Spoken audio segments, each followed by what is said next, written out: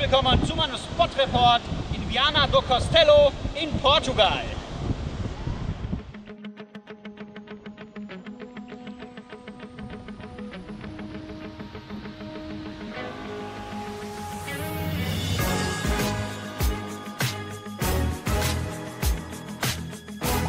Viana do Castelo, einer der schönsten Wellenspots innerhalb einer Flugzeit von unter 3 Stunden.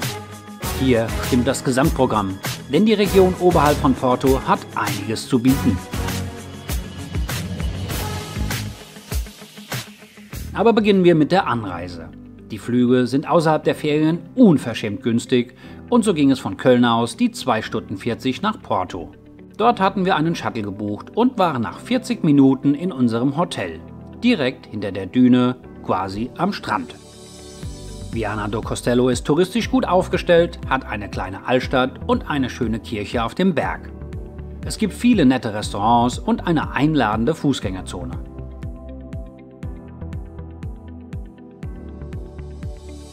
Das für uns Wichtigste hier ist aber der traumhaft schöne sichelförmige Strand Praia de Cabedelo, der auf der anderen Seite des Flusses Lima liegt. Unterkünfte gibt es hier eine Menge und auch ein großer Campingplatz mit einem direkten Zugang zum Strand ist top gelegen. Wir hatten im sehr komfortablen Hotel Fil Viana gebucht, was eine Top-Lage und ein Wassersport- und Schulungscenter sowie eine Beachbar am Strand hat. Die zweite Wassersportschule ist keine 200 Meter daneben und ist das Duotone Pro Center. Der Wassersportspielplatz ist riesig, da nicht nur die Bucht, sondern auch der Bereich innerhalb der Hafeneinfahrt, quasi zwischen den Molen, mitgenutzt werden kann.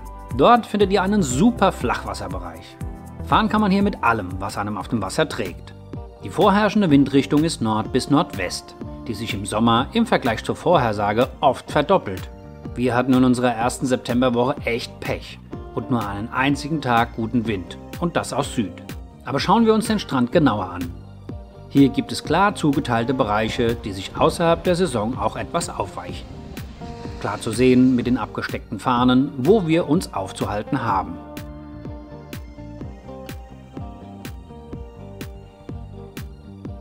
In dieser Ansicht nochmal schön zu sehen, wie eng die beiden Beachbars mit den Schulen beieinander liegen.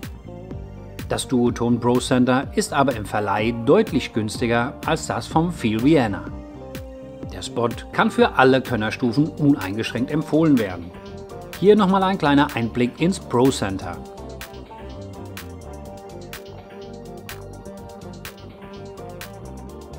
Vom Fil Viana plane ich nochmal ein extra Video, da es wirklich Bombe ist und über den Wassersport hinaus noch einiges mehr zu bieten hat. Diese Aufnahmen wurden bei Ebbe gemacht und wie man sieht, ist der Strand zu dieser Zeit traumhaft breit. Wenn man sich die Windstatistik anschaut, sieht man, welches Pech wir hatten.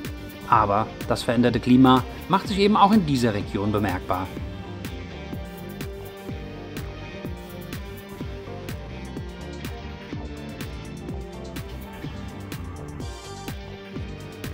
Was die Temperaturen angeht, würde ich als Anfänger auch im gesamten Sommer einen langen 4-3er Neo tragen. Denn maximal 18 Grad Wassertemperatur können auf Dauer ganz schön kalt werden. Mir hat bei der Session ein Shorty gereicht.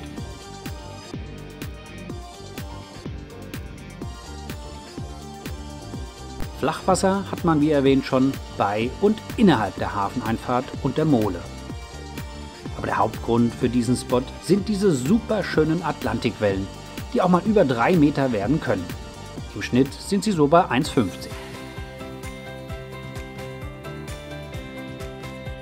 Und jetzt nehme ich euch mal mit aufs Wasser. Meinen Trecker habe ich eingeschaltet und so kann man die Session mitverfolgen. Mein erster Schlag geht in die Hafeneinfahrt, um mir eine Übersicht zu verschaffen.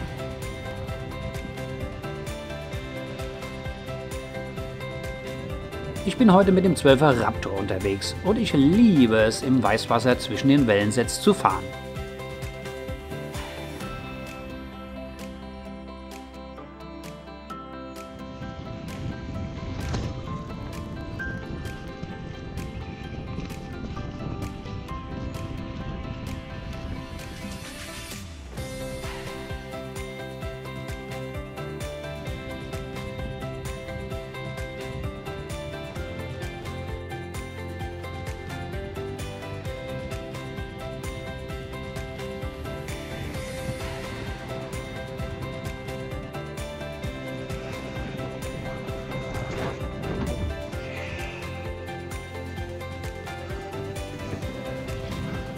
Diese Aufnahmen sind schon einige Stunden später bei Flut. Jetzt ist der Strand schon nicht mehr so breit.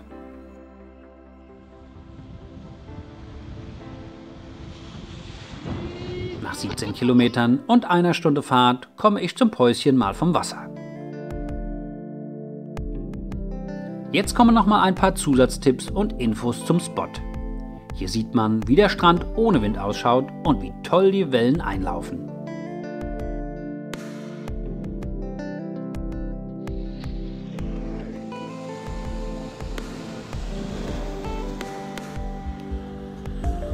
Zu Esposende gibt es noch einen gesonderten Spot-Report auf meinem Kanal.